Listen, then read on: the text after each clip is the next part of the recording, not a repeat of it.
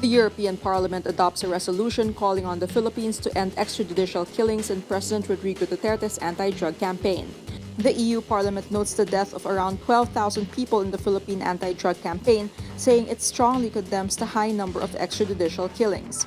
It also expresses grave concern over reports that the Philippine National Police is falsifying evidence to justify extrajudicial killings.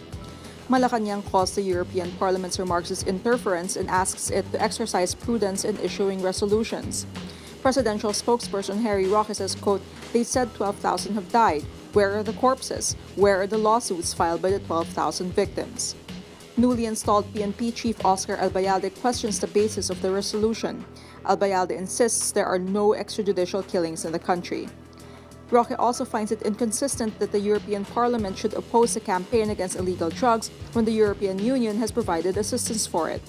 In March, the EU gave 242 million pesos to the Philippines for drug rehabilitation centers and not law enforcement operations against illegal drugs. The palace then thanked the EU for the assistance, which came with no strings attached. The EU Parliament also reiterates its call for the release of detained Senator Laila de Lima and says it strongly regrets the Philippines' decision to initiate its withdrawal from the International Criminal Court.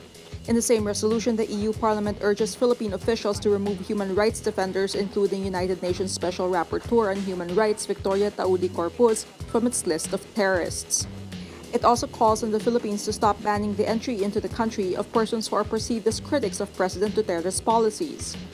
This days after the Philippines blocked a party of European socialist officials from entering the Philippines and after Duterte admitted ordering a probe into an Australian nun who fights for human rights.